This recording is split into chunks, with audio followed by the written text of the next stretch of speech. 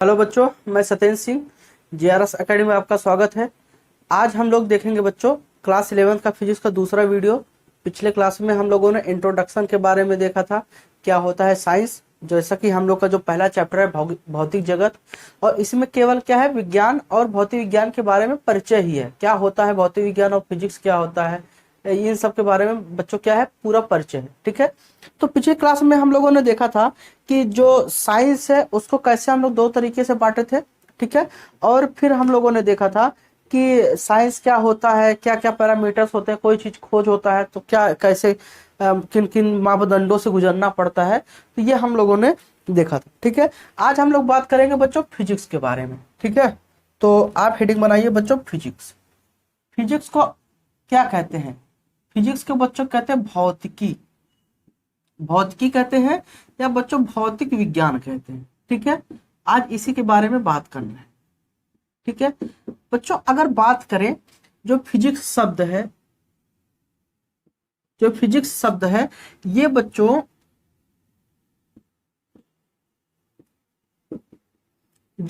Physics शब्द है ये बच्चों ग्रीक भाषा के फ्यूजिस, ठीक है, ग्रीक भाषा के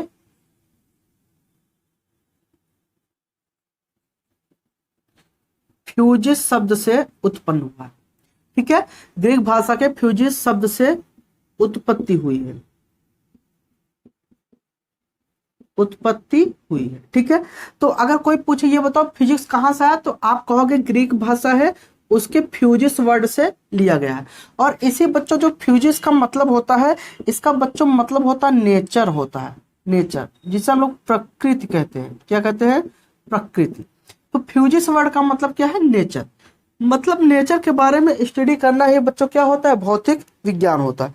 अगर बच्चों हम बात करें, अगर हम अपने संस्कृत में जाएं तो जो प्राकृतिक शब्द है, प्राकृतिक शब्द के लिए संस्कृत में प्राकृतिक शब्द के लिए संस्कृत में भौतिक शब्द का प्रयोग किया गया है। प्राकृतिक शब्द के लिए संस्कृत में भौतिक शब्द का प्रयोग किया गया है। और बच्चों यही से क्या कहा जाता है? भौतिक विज्ञान कहा जाता है। शब्द का प्रयोग किया गया है और वहीं से बच्चों के कहते हैं भौतिक या भौतिकी शब्द की उत्पत्ति हुई। तो एक चीज तो क्लियर हो गया, फिजिक्स वर्ड कहां से लिया गया? ग्रीक भाषा से। किस शब्द से? फ्यूजिस शब्द से। फ्यूजिस का मतलब क्या होता है बच्चों? नेचर होता है, और नेचर का मतलब प्रकृति होता है। अगर प्रकृति की बात करें तो आप जानते हो संस्कृत हमारे एकदम आर्यों के काल से था। तो अब यहाँ पर प्रकृति शब्द संस्कृत में अगर प्रकृति शब्द को क्या कहा जाता है? भौतिक कहा जाता है। तो वहीं से उठा के इसे लिया गया है कि कहते हैं, तो इसी को लिया गया है और इसी को क्या कहा जाता है? भौतिक विज्ञान। ठीक है, तो यही से क्या कहते हैं? भौतिक विज्ञान या भौतिकी का क्या कहते हैं? उत्पत्ति हुई। तो अगर कोई ये पूछे कि ये बताओ कि जो भौतिक विज्ञान है ये कहाँ से आया, भौतिक विज्ञान शब्द कहाँ से आया, तो आप कहोगे संस्कृत वर्ड से लिया गया है। और भौतिक का मतलब होता है प्रकृति होता है, नेचर होता है। तो नेचर के बारे में हमें स्टडी करना है बच्चों, क्या कहलाता है? तो क्या कहते हैं? भौतिक विज्ञान। ठीक है, अब यहाँ बात करते हैं भौतिक विज्ञान की जो परिभाषा है। अगर परिभाषा की बच्चों बात करें, इसके भौतिक विज्ञान की परिभाषा की बात करें बच्चों, तो हम कहेंगे भौतिक विज्ञान विज्ञान की वह शाखा है। बच्चों नोट्स बनाते चलिएगा। भौतिक विज्ञान विज्ञान की वह शाखा है, भौतिक विज्ञान विज्ञान की वह शाखा है जिसके अंतर्गत द्रव्य बोले तो बच्चों मैटर, इस दुनिया में जो कुछ हम देख सकते हैं समझ सकते हैं सब कुछ बच्चों क्या है? मैटर है। ठीक है, द्रव्य कामा ऊर्जा, इसे बच्चों हम लोग एनर्जी कहते हैं। द्रव्य कामा ऊर्जा के विभिन्न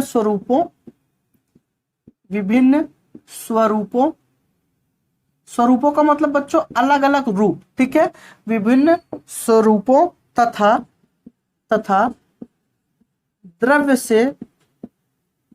द्रव्य से उनकी अन्योन्य अन्योन्य क्रियाओं का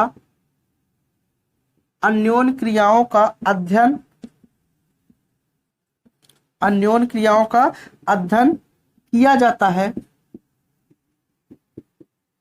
भौतिक विज्ञान कहलाता है। भौतिक विज्ञान कहलाता है। ठीक है बच्चों। अब यहाँ पर बात आती है कि भौतिक विज्ञान कहलाता है। दो वर्ड की बच्चों बात आई, दो टर्म की बात आई। यहाँ पर जो पहला टर्म है ये कहा गया है कि द्रव्य। हमने कहा कि बच्चों द्रव्य क्या होता है, जो मैटर होता है इस दुनिया में, जो कुछ भी है, ठोस, द्रव, गैस, ये सब बच्चों क्या है, मैटर है। जितना कुछ आप देख सकते हो, समझ सकते हो, महसूस कर सकते हो, आप अपनी इंद्रियों से क्या कहते हैं, आप आभास कर सकते हो, सब बच्चों क्या है, मैटर। और एनर्जी तो आप जानते हो, बिना एनर्जी के इस दुनिया में कोई काम होने वाला नहीं है। ठीक है। द्रव्य और ऊर्जा, द्रव्य, ठीक है, ऊर्जा के विभिन्न स्वरूप, मतलब ऊर्जा के कई रूप। जैसे बच्चों ऊर्जा के कई रूप होते हैं। आप खाना खाते हो तो आपको रासायनिक ऊर्जा मिलता है, बैटरी में रासायनिक ऊर्जा होता है। विद्युत आया, पंखा चलने लगा, वो क्या होगा बच्चों, इलेक्ट्रिकल एनर्जी। आपको पढ़ाया गया है, आप कक्षा 10 में पढ़े हो भौतिक विज्ञान में कि ऊर्जा कितने रूप होते हैं। जल में क्या होता है, ऊर्जा होता है, तभी तो घरों वगैरह को बहा के ले जाता है, लोगों को बहा ले जाता है। ठीक है। आप क्या कहते हैं, देखते हो जो उष्मा होता है, अगर आग लगाओ, क्या कहते हैं, जलाओ, तो उसमें क्या होता है, उष्मा मिलती है, ठंड वगैरह लगता रहता है, तो आप एनर्जी पा जाते हो, क्या हो जाता है, ठंड बंद हो जाता है। तो उष्मा के, ऊर्जा के अलग अलग स्वरूपों, और द्रव्य से, मतलब द्रव्य से जो ऊर्जा की क्रिया है, मतलब द्रव्य के बारे में हम पढ़ेंगे। भौतिक विज्ञान क्या है, द्रव्य के बारे में, और दूसरा क्या, ऊर्जा के अलग अलग रूप। और द्रव्य और ऊर्जा को मिला के कहते हैं जो क्रिया होती है, इसका जो स्टडी होगा वही बच्चों कहलाएगा भौतिक विज्ञान। ठीक है। तो परिभाषा आपको पता होना चाहिए, क्योंकि आप यहीं से बेसिक चीज सीख रहे हो, और आपका जो सब्जेक्ट है भौतिक विज्ञान, तो इसके बारे में आपको डिटेल में अच्छे से पता होना चाहिए। ठीक है। तो उम्मीद करता हूँ ये चीज आपको समझ में आया होगा। ठीक है। साथ में लिखते चलिएगा। अब यहाँ बच्चों एक चीज की बात आई कि जो फादर है, father of physics, father of physics, भौतिक विज्ञान के जनक, भौतिक विज्ञान के जनक। बच्चों जो भौतिक विज्ञान के जनक की बात है ना, ये बच्चों दो रूपों में माना जाता है, दो रूपों में माना जाता है। अगर जो एंशियंट फिजिक्स है, प्राचीन जो भौतिकी है, मतलब प्राचीन भौतिकी का मतलब बच्चों लगभग 1900 ईस्वी के पहले, 1900 ईस्वी के पहले। ठीक है। 1900 ईस्वी के अगर पहले की बात करें तो 1900 के ईस्वी के पहले में जो न्यूटन साहब थे, उनका बहुत दबदबा था। न्यूटन साहब ने बहुत सी चीजों के बारे में बताया। ऐसा कोई चीज नहीं है जिसके बारे में न्यूटन साहब ने बताया ना हो, लगभग उनका हस्तक्षेप ना हो, उन्होंने अपना राय ना व्यक्त किया हो। ठीक है। तो एंशियंट फिजिक्स की बात करें, प्राचीन फिजिक्स की बात करें, तो बच्चों न्यूटन साहब है पिता। कौन है, न्यूटन साहब। ठीक है, न्यूटन साहब। और अगर बच्चों मॉडर्न फिजिक्स की बात करें, आधुनिक फिजिक्स की बात करें बच्चों, आधुनिक भौतिकी, तो बच्चों 1900 ईस्वी के बाद वाली फिजिक्स। ठीक है। 1900 ईस्वी के बाद वाली जो फिजिक्स है, इसमें बच्चों आइंस्टीन का बहुत ज्यादा दबदबा था। आइंस्टीन ने बहुत सी चीजें दी। ठीक है। आइंस्टीन की कई theory I, theory of relativity. ठीक है। आपका E बराबर m/c², तो ये सब।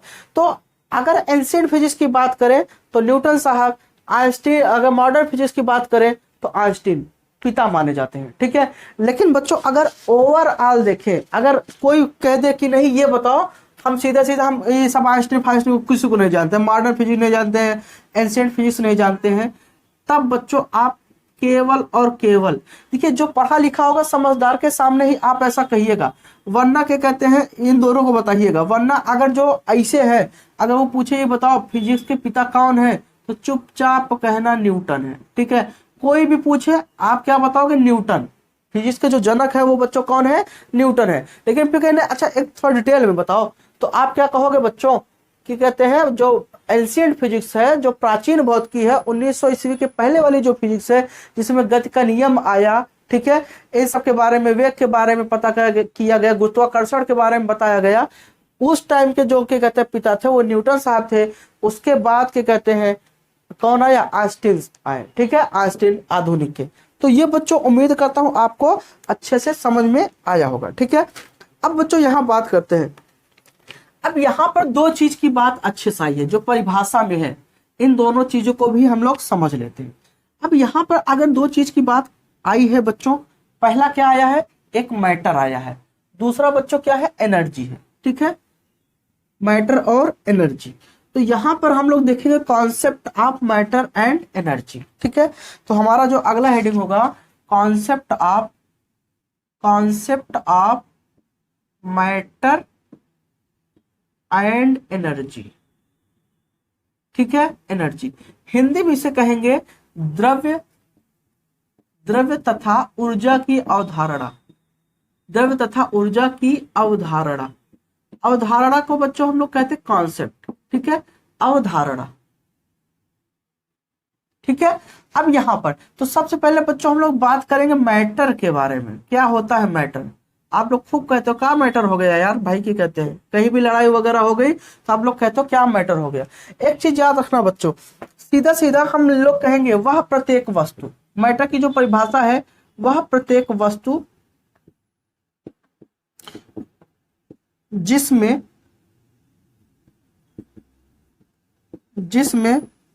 द्रव्यमान होता है, मतलब उसका कुछ ना कुछ द्रव्यमान होगा, मास होता है, द्रव्यमान होता है, जो स्थान घेरता है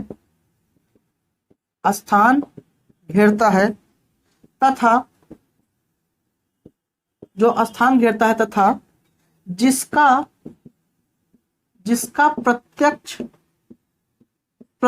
प्रत्यक्ष मतलब डायरेक्ट, प्रत्यक्ष को हम लोग बच्चों डायरेक्ट बोलते हैं, ठीक है, जिसका प्रत्यक्ष तथा अप्रत्यक्ष, इसे बच्चों इनडायरेक्ट कहते हैं। प्रत्यक्ष तथा अप्रत्यक्ष, इनडायरेक्ट रूप से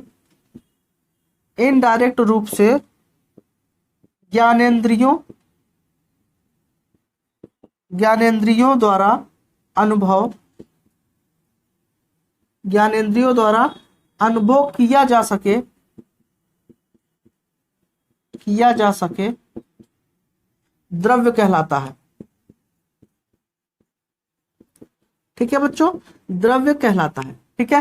तो मतलब हम कहेंगे कि प्रत्येक वस्तु इस दुनिया, मतलब जितनी भी वस्तुएं हैं, अगर वो बच्चों उनमें क्या हो, द्रव्यमान, मतलब उनमें क्या हो बच्चों, मास हो, द्रव्यमान हो, और वो बच्चों क्या करे, स्थान मतलब स्पेस ऑक्यूपाइड करे बच्चों, अगर स्थान को घेरे बच्चों, और जिसका प्रत्यक्ष मतलब डायरेक्ट और इनडायरेक्ट, मतलब जो सामने हम देख सके वो डायरेक्ट, जो ना देख सके इनडायरेक्ट, उसे क्या कहते हैं, उसे क्या कहेंगे, इनडायरेक्ट रूप से ज्ञानेंद्रियों। बच्चों ज्ञानेंद्रियों का मतलब, ज्ञानेंद्रियों में क्या क्या आता है आप जानते हो? ज्ञानेंद्रियों में बच्चों क्या क्या चीज आएगा? पहला नंबर बच्चों आपका आएगा आंख आएगा, ठीक है, दूसरा बच्चों क्या आएगा, नाक आएगा, तीसरा बच्चों कान आएगा, चौथा बच्चों त्वचा आएगी, ठीक है, पांचवा बच्चों क्या आएगा, जीभ आएगा, ठीक है। तो बच्चों इन सब 5 चीजों के कारण आप अगर किसी चीज को फील कर ले रहे हो, समझ पा रहे हो, अनुभव कर पा रहे हो, तो उसी को हम लोग बच्चों क्या कहेंगे, मैटर कहेंगे।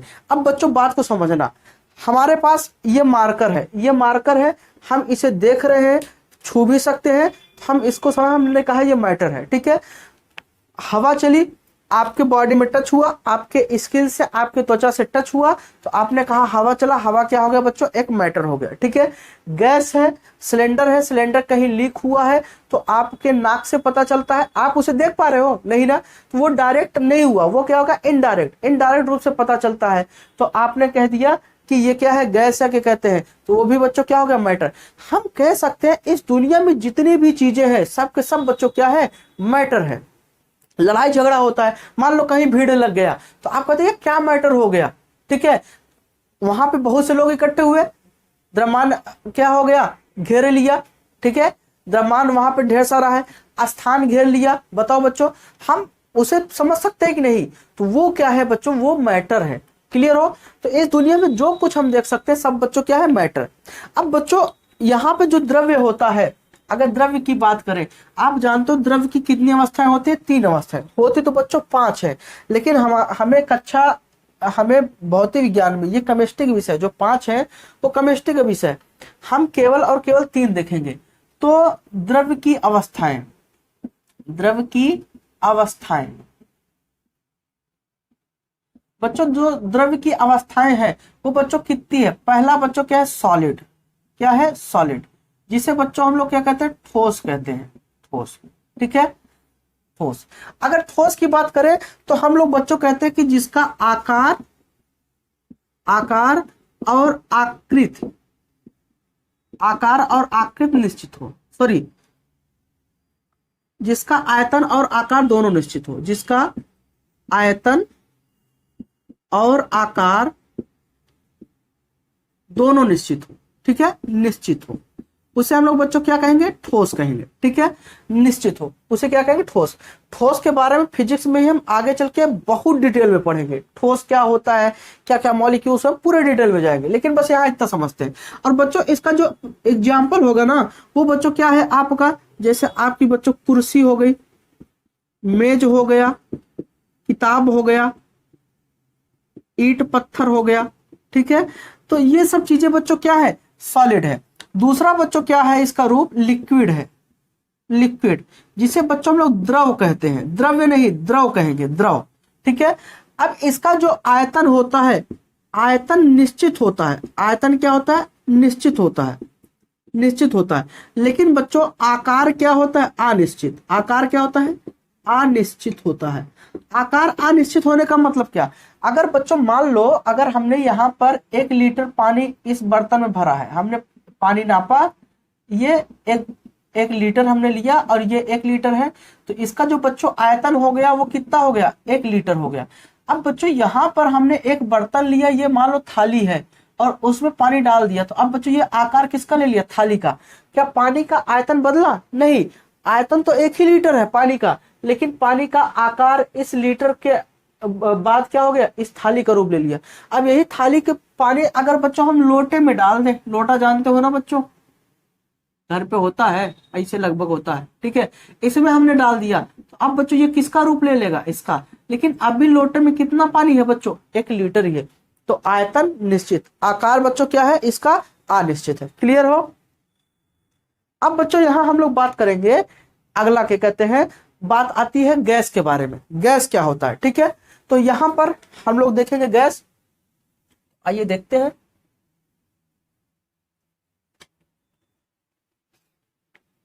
समझ पा रहे हो ना? कोई दिक्कत तो नहीं है? ज्यादा तेज तो नहीं पढ़ा रहा हूं? कमेंट में जरूर बताइएगा, ठीक है। दूसरा बात बच्चों, तीसरा करते हैं गैस के बारे में। गैस, ठीक है बच्चों, जो गैस होता है, अच्छा द्रव के जो उदाहरण है बच्चों, एग्जाम्पल अगर बात करें तो बच्चों पानी हो गया, दूध हो गया, ठीक है, तेल हो गया, ये सब बच्चों क्या है? ये सब क्या है? आपका द्रव है। गैस की बात करें तो इसका बच्चों आकार और आयतन दोनों अनिश्चित होता है। अनिश्चित होता मतलब निश्चित नहीं होता, ठीक है। आकार और आयतन दोनों अनिश्चित होता है। और गैस में जानता हूं बच्चों, जैसे एयर हुआ, ठीक है, गैस सिलेंडर हुआ, ये सब बच्चों गैस में ये सब आ जाते हैं। H2 हुआ, क्या कहते हैं, नाइट्रोजन हुआ, ये सब गैस में आते हैं। तो उम्मीद कर रहा हूं ये आपको मैटर समझ में आया होगा, ठीक है, क्या होता है मैटर। अब बच्चों बात करते हैं किसके बारे में? हम लोग ऊर्जा के बारे में बात करते हैं, ठीक है। तो concept of matter and energy, तो मैटर वाला कॉन्सेप्ट समझ में आ गया। अब बच्चों यहां बात करते हैं किसकी? एनर्जी की बात करते हैं। यहां एनर्जी की अगर बच्चों बात करें, एनर्जी की बात करें, क्या होता है एनर्जी? एनर्जी, इसे बच्चों हम लोग कहेंगे ऊर्जा, ठीक है। तो आप जानते हो किसी वस्तु द्वारा कार्य करने की जो क्षमता होती है वही बच्चों क्या कहलाती है? ऊर्जा। तो हम यहां लिखते हैं किसी वस्तु द्वारा कार्य करने की क्षमता कार्य करने की क्षमता ऊर्जा कहलाती है, ऊर्जा कहलाती है। तो कोई वस्तु उसका जो कार्य करने की बच्चों क्षमता होता है ना, वही बच्चों क्या होता है, ऊर्जा होता है। ठीक है, अब यहां बात करते हैं, अब यहाँ ऊर्जा का मात्रक क्या होता है बच्चों, ऊर्जा का मात्रक जूल होता है। ठीक है, इतना तो आप लोग पढ़े हो, कक्षा 9 में बहुत अच्छे से इसके बारे में पढ़े हो। अब यहाँ बच्चों एक चीज की बात करते हैं, अगर देखा जाए, पहले एनर्जी की बात समझ लेते हैं। जैसे बच्चों हम लोग क्या है कि हम लोग अभी हैं, हम पढ़ा रहे हैं, हमारे अंदर एनर्जी है, हम पढ़ा रहे हैं। पढ़ाने का मतलब बच्चों क्या कर रहे हैं, कार्य कर रहे हैं। इसका मतलब कि हमारे अंदर एनर्जी है और हमारा काम हो रहा है। लेकिन अगर मैं कार्य करना, पढ़ाना बंद कर दूं तो हम क्या कहेंगे, इसका मतलब हमारे अंदर ऊर्जा नहीं है। तो सीधा सीधा अगर देखा जाए, ऊर्जा का मापन किससे होता है, कार्य से। अगर आप किसी कार्य को कर पा रहे हो तो आपके अंदर क्या है, एनर्जी है। अगर कार्य नहीं कर पा रहे हो तो एनर्जी नहीं है। समझ में आ गया। तो अब यहां बात करेंगे, देखो बच्चों हम लोग दो चीज पढ़े। एक बच्चों हम लोगों ने क्या पढ़ा, मैटर पढ़ा। एक बच्चों हम लोगों ने किसकी बात की, बच्चों एनर्जी। पहले बच्चों क्या कहा जाता था, अगर पहले की बात करें तो ये मैटर और एनर्जी दोनों अलग अलग थे। ये माना जाता था इनका आपस में कोई लेना देना नहीं होता था। शुरू शुरू में क्या माना जाता था कि जो मैटर और एनर्जी है इनका आपस में कोई संबंध नहीं है। ठीक है, इन दोनों, ये दोनों अलग अलग हैं। ठीक है, ये दोनों क्या है, अलग अलग। ये ना तो इससे कोई संबंध रखता है, ना तो ये इससे कोई संबंध रखता है। समझ में आ गया। ये दोनों क्या है, एक दूसरे से डिफरेंट है। ठीक है, लेकिन आगे चल के एक साइंटिस्ट आए जिनका नाम था आइंस्टीन। ठीक है, आइंस्टीन, उन्होंने बताया कि नहीं, द्रव्य, ये मैटर और जो एनर्जी है ये एक दूसरे के क्या है, ये एक दूसरे के पूरक है। एक दूसरे क्या है, पूरक। ये एक दूसरे क्या है, पूरक है। इनका आपस में रिलेशन होता है। इसके बगैर ये नहीं होता और इसके बगैर ये नहीं होता। दोनों एक दूसरे के बिना अधूरे हैं। ठीक है, ये आइंस्टीन साहब ने कहा। तो यहां बच्चों हम लोग लिखते हैं। ठीक है, इसी के आगे आप लिखोगे, पहले ये समझा जाता था, पहले साथ में लिखते चलिए, पहले ये समझा जाता था, समझा जाता था कि द्रव्य, कि द्रव्य और ऊर्जा, द्रव्य और ऊर्जा एक दूसरे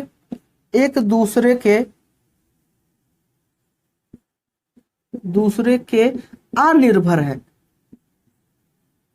अनिर्भर है मतलब एक दूसरे पे डिपेंड नहीं करते हैं। लेकिन आइंस्टीन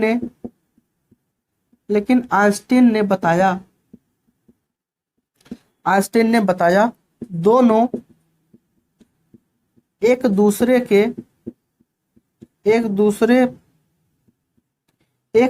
पर निर्भर होते हैं। एक दूसरे पर निर्भर होते हैं। और ये इन्होंने किससे बताया बच्चों, E बराबर m इंटू सी स्क्वायर फार्मूले से।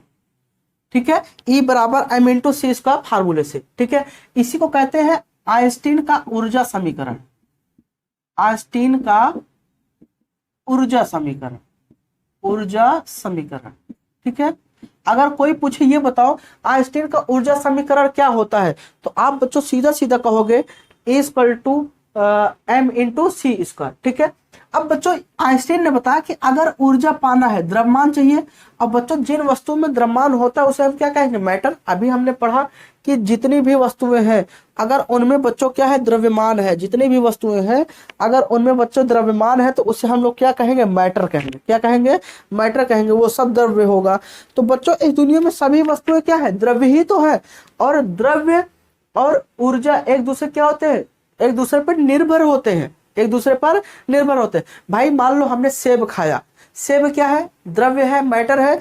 और सेब हमने खाया तो हमें क्या मिल गया, ऊर्जा। अब बताओ एक दूसरे के पूरक हुए कि नहीं, बताओ बच्चों।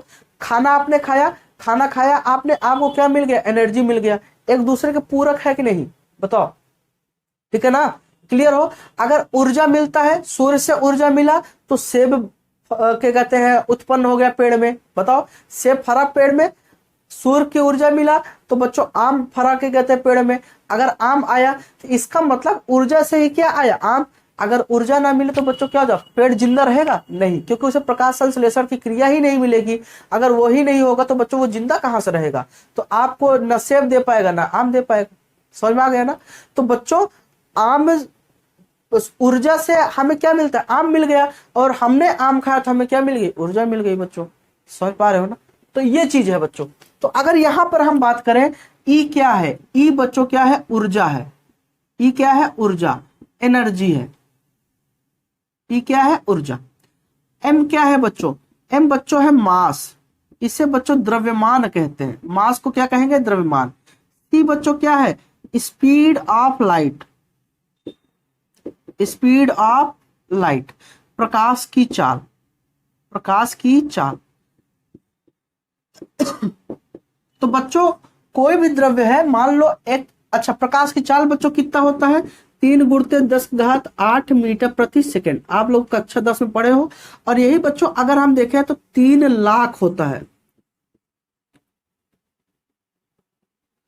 3 लाख मीटर, किलोमीटर प्रति सेकेंड, किलोमीटर प्रति सेकेंड। मतलब जो प्रकाश होता है वो बच्चों 1 सेकंड में 3 लाख किलोमीटर पहुंच जाता है। याद रखिएगा, ठीक है। 1 सेकंड में 3 लाख किलोमीटर ये पहुंच जाता है। तो बच्चों इसका मतलब कि हम कह सकते हैं कि अगर हमारे पास 1 किलोग्राम कोयला है या कोई भी चीज है, 1 किलोग्राम क्या है, कोई वस्तु है, और बच्चों 1 किलोग्राम में अगर बच्चों हम 3 × 10⁸ क्या कहते हैं मीटर पर सेकंड स्क्वायर का बच्चों गुणा कर दें, तो इससे प्राप्त होने वाली जो एनर्जी होगी बच्चों वो हमें मिल जाएगी। समझ में आ गया, क्लियर हो। तो आइंस्टीन ने ये ऊर्जा समीकरण बताया। तो अगर आपसे कोई पूछे कि ये बताओ आइंस्टीन का ऊर्जा समीकरण क्या होता है, तो उम्मीद करता हूं कि आप उसे समझा लोगे, बता लोगे। ठीक है बच्चों। तो ये इतना ऊर्जा के बारे में था। अब बच्चों यहीं पर एक चीज की बात करते हैं। इतना तो हमने पढ़ा, हमने क्या पढ़ा, जब हमने भौतिक विज्ञान की परिभाषा पढ़ी तो उसमें हम लोगों ने बात किया कि मैटर एनर्जी, ठीक है। और वहीं पर हमने एक चीज की बात किया था, ऊर्जा के विभिन्न स्वरूप, ऊर्जा के विभिन्न स्वरूप, ठीक है। ऊर्जा के विभिन्न स्वरूप बच्चों क्या होता है, तो हम यहां लिखेंगे different form of, different form of energy, different form of energy. इसे हम कहेंगे ऊर्जा के विभिन्न स्वरूप, ऊर्जा के विभिन्न स्वरूप। ऊर्जा के अलग अलग बच्चों स्वरूप क्या होते हैं। पहला अगर देखा जाए तो हम लोगों ने पढ़ा था इलेक्ट्रिकल एनर्जी, इलेक्ट्रिकल एनर्जी, वैद्युत ऊर्जा। अगर ऊर्जा देखा जाए तो वैद्युत ऊर्जा। अब बच्चों फैन कैसे चलता है, वैद्युत से ही चलता है ना। अगर आपको ऊर्जा मिला, लाइट आ गई, बिजली आ गई, तो बच्चों क्या हो जाता है, फैन चलने लगता है। मोबाइल चार्ज कर सकते हैं, ठीक है। लाइट जला के हम देख सकते हैं, वरना अंधेरे में ही रहना पड़ेगा। हीटर जला के बच्चों हम लोग खाना पका सकते हैं, बहुत से काम करते हैं जितना हो सकता है हमसे, ठीक है। चोरी भी कर लेते हैं बिजली, कौन सी बड़ी बात है, कटिया मार दो, ठीक है। फिर हम लोग बच्चों क्या देखते हैं, केमिकल एनर्जी। ऊर्जा का एक अलग रूप है केमिकल एनर्जी, ठीक है। रासायनिक ऊर्जा, ठीक है, एनर्जी, रासायनिक ऊर्जा। हम लोग बच्चों जो खाना खाते हैं वो क्या है, रासायनिक ऊर्जा ही तो है। हम लोग बच्चों पता नहीं क्या क्या ठूसते रहते हैं, जैसे डोसा वगैरह।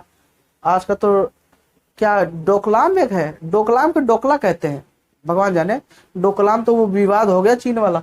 तो रासायनिक ऊर्जा, ठीक है। हम लोग बर्गर पिज्जा वगैरह खाते हैं तो रासायनिक ऊर्जा, खाना खाते हैं रासायनिक ऊर्जा। अब यही रसायन अगर हम क्या कहते हैं, जैसे बैटरी में डाल देते हैं, बैटरी में इलेक्ट्रोलाइट होता है, तो वहां पे हमें क्या मिलता है, वहां से भी हमें लाइट मिलता है। इन्वर्टर का अगर बच्चों पानी खत्म हो जाए, जिसे हम लोग तेजाब बोलते हैं, वहां को जो केमिकल अगर वो खत्म हो जाए, क्या इन्वर्टर काम करेगा, नहीं करेगा। बैटरी से करंट ही नहीं जाएगा, चार्ज ही नहीं जाएंगे, तो कैसे वो क्या कहते हैं लाइट देगा आपको, कभी दे सकता है नहीं। तो ये अलग रूप हो गया। हम लोग बच्चों देखते हैं water energy, water energy. Water energy बच्चों क्या हो गया, इसे हम लोग बोलेंगे बच्चों क्या, वाटर एनर्जी को हम लोग बोलेंगे जल ऊर्जा,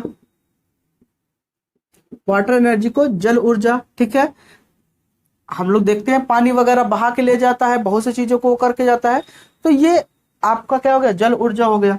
बच्चों सोलर एनर्जी, सोलर एनर्जी, अपने सूर्य भगवान तो जिंदाबाद है। ठीक है, सबसे ज्यादा ऊर्जा तो यही देते हैं, और इतना दे देते हैं कि बच्चों गर्मी हम लोग को लगने लगती है, फिर हम ही लोग गाली इनको देते हैं, और ठंडी में अगर ये ना आए तो और ही गाली देते हैं कि आज धूप नहीं निकला है। ठीक है, तो सोलर एनर्जी इनके लिए दिक्कत है, कहते हैं कि जब साला ज्यादा दो तो तब भी दिक्कत, कम दो तब भी दिक्कत। तो सोलर एनर्जी, सूर्य से प्राप्त ऊर्जा को हम लोग क्या कहेंगे, सौर ऊर्जा कहेंगे। ठीक है बच्चों, फिर बच्चों हम लोग जानते हैं क्या, मैग्नेटिक एनर्जी होता है, मैग्नेटिक एनर्जी, इसे बच्चों हम लोग कहेंगे चुंबकीय ऊर्जा। चुंबक से जो ऊर्जा मिलती है उसे हम लोग क्या कहेंगे, चुंबकीय ऊर्जा। ऊर्जा का बच्चों मतलब काम से ही है, याद रखिएगा। अगर आपका काम हो जा रहा है किसी से तो समझो ऊर्जा से हो रहा है। अब बताओ चुंबक है, क्या कहते हैं, मान लो आपकी कोई वस्तु गिर गया, लोहे का कोई सामान है नीचे गिर गया, क्या कहते हैं, ऐसी जगह गिरा जहां से उठाना संभव ना हो, क्या कहते हैं, हाथ वगैरह ना पहुंच पा रहे हो, तो आप क्या करते हो, चुंबक को गट्ठी मारते हो, धागे को ढीलते हो और फिर उसे चिपका कर फिर क्या कर लेते हो, खींच लेते हो, आपका काम हो गया। इसका मतलब चुंबक के अंदर क्या था, एनर्जी था, तभी तो आपका काम हुआ, वरना क्या होता, क्या नहीं होता ना। तो ये क्या हो गया बच्चों, चुंबकीय ऊर्जा हो गया। फिर बच्चों यहाँ पे बात आएगी किसका, लाइट एनर्जी की, लाइट एनर्जी, लाइट एनर्जी, प्रकाश ऊर्जा, प्रकाशीय ऊर्जा, या प्रकाश ऊर्जा लिखो बच्चों, प्रकाश ऊर्जा। अगर बच्चों लाइट ना हो तो हम देख पाएंगे, अंधियारे में पता नहीं कहाँ कहाँ गिरेंगे। ठीक है, अंधेरे में पता नहीं कहाँ कहाँ गिरेंगे, हम लोग ठोकर खाएंगे। तो लाइट एनर्जी, बिना लाइट के हम लोग काम ही, हमारा आंख बहुत रहे, लाइट ही नहीं रहे तो देखेंगे कहाँ से। सूर्य भगवान अभी बंद कर लें अपना पूरा, क्या कहते हैं, सिस्टम पूरा बंद कर लें, आज हम रेस्ट करेंगे, तुम लोग को आज ऊर्जा नहीं देंगे, तो बच्चों क्या हो जाएगा, अंधेरा छा जाएगा, तो गाड़ी मोटर चलेगा, कोई उसको ठोक दिया, अगला दिन पता चला कि पेपर में आएगा इतने निपटे हैं। ठीक है, तो ये बच्चों क्या हो गया, लाइट एनर्जी हो गई। फिर यहां बच्चों बात करेंगे कि आपका nuclear energy, nuclear energy, nuclear energy में बच्चों क्या होता है, नाभिकीय ऊर्जा, नाभिकीय ऊर्जा। ये आज की डेट में ना बच्चों, ये जो नाभिकीय ऊर्जा है बहुत इंपॉर्टेंट है। आज जो क्या कहते हैं, चाइना धमकी दे रहा है कि हमारे पास नहीं, पाकिस्तान तो अक्सर कहता है हमारे पास 100 ग्राम का बम है, ना क्या कहते हैं, परमाणु बम है, उसमें क्या है, उसके नाभिक के टूटने से जो एनर्जी मिलती है, यूरेनियम के नाभिक के टूटने से जो एनर्जी मिलेगी उसी को हम लोग क्या कहेंगे, नाभिकीय ऊर्जा। कक्षा 10 में आपने पढ़ा है, सिलेबस में भी आपके था, तो नाभिकीय ऊर्जा। तो आज के डेट में ये सब ऊर्जा बहुत इंपॉर्टेंट है बच्चों, ऊर्जा ही सब कुछ है। कुल मिला के अगर कह सकते हो, देखो हम तो भगवान को मानते हैं, अगर आप नहीं मानते तो आप फिजिक्स के तौर पे हमेशा ये कहना कि मैटर और एनर्जी ही इस दुनिया में सब कुछ है। ठीक है, कोई तो है, कोई तो है जो ऊर्जा देता है, जो हमारे काम को आसान कर देता है, वो क्या है बच्चों, एनर्जी है। ठीक है, चाहे अब उसी एनर्जी को आप साइंस कहो, चाहे उसी एनर्जी को आप भगवान कहो, चाहे उसी एनर्जी को आप अल्लाह कहो, चाहे जो आपका विचार, आप जिसको मानते हैं आप उसे कहो, लेकिन बच्चों है इस दुनिया में एनर्जी। ठीक है, तो उम्मीद करता हूँ ये समझ में आया होगा। अब बच्चों आगे देखते हैं, अब यहां पर देखते हैं branch of physics, branch of physics जो भौतिक की शाखा है, कौन भौतिक विज्ञान में कौन कौन सी शाखाएं हमको पढ़नी पड़ेंगी। ठीक है, तो ब्रांच ऑफ फिजिक्स समझ लेते हैं। एक प्रकार से केवल ये इंट्रोडक्शन क्लास है। ठीक है, सेकंड चैप्टर से आपका सिलेबस अच्छे से स्टार्ट होगा, वही आपका मेन है। ठीक है, अब पढ़ाना हमारा काम है, हम छोड़ सकते नहीं है। ठीक है, तो branch of physics, branch of physics. ठीक है, ब्रांच ऑफ फिजिक्स, भौतिकी की शाखा। कौन कौन से हैं ब्रांच। पहला नंबर बच्चों अगर ब्रांच देखें तो मैकेनिक्स है, मैकेनिक्स यांत्रिकी, इसी में बच्चों क्या करते हैं, जो मैकेनिक्स है, यांत्रिकी, मैं समझा दे रहा हूँ, आगे चल के सब के बारे में हमें पढ़ना है, पूरा एक एक टॉपिक के बारे में, यही सब यूनिट के रूप में है। ठीक है, ठीक है। तो बस एक मोटा माटी समझ लेते हैं कि मान लो कोई वस्तु है, उस पर हम बच्चों क्या लगाते हैं, बल लगाते हैं, और उस बल के कारण उसमें क्या होगा बच्चों, जो इफेक्ट देखने को मिलेगा, वही बच्चों उसी इफेक्ट का स्टडी हम किसके अंतर्गत करते हैं, यांत्रिकी के अंतर्गत करते हैं। फिर से समझो, मान लो बच्चों आप खड़े हो, हम पहुंचे, आप पर क्या लगा दिए, बल लगा के धक्का मार दिए। अब धक्का मारने के बाद आप पर क्या प्रभाव पड़ेगा, आप गिरोगे, आप गिरोगे। ठीक है, तो इन सब के धक्का लगाने के बाद क्या क्या हो सकता है, इसका अगर हम अध्ययन करेंगे तो बच्चों वही कहलाएगा यांत्रिकी। क्या क्या हो सकता है, हम धक्का मारेंगे, आप गिरोगे, आपका दांत टूटेगा, आप उठोगे, आपको गुस्सा आएगा, दो चार हाथ आप हमें भी लगाओगे, बताओ, तो फिर और बात विवाद बढ़ेगी। यही सब क्या है, यांत्रिकी।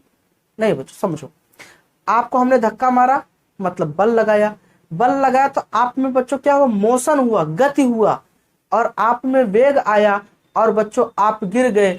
आप गिर गए तो बच्चों पृथ्वी ने आप पर क्या किया, बल लगाया, आपने आप पर बल लगाया। फिर क्या कहते हैं इसमें, ये सब सारे जो इफेक्ट है ना बच्चों, इन्हीं सब का जो अध्ययन है वही बच्चों क्या कहलाता है, आपका मैकेनिक्स कहलाता है।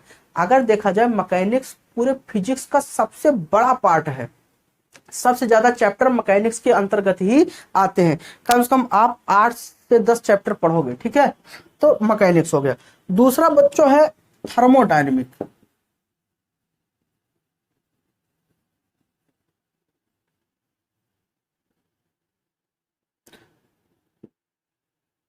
थर्मोडायनेमिक, इसे बच्चों उष्मागतिकी कहते हैं,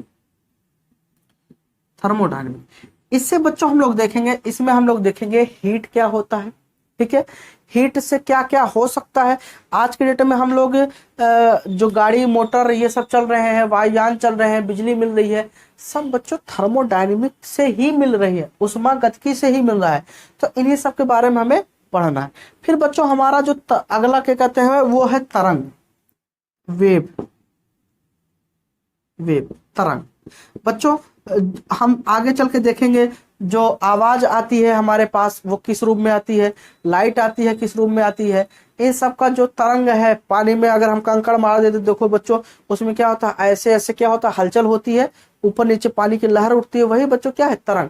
इन सब के इफेक्ट के बारे में जो हमें स्टडी करेंगे वही बच्चों क्या होगा, वेव होगा। ठीक है, फिर बच्चों आप बात आती है इलेक्ट्रोडायनेमिक। चौथा बच्चों आता है इलेक्ट्रो डायनेमिक।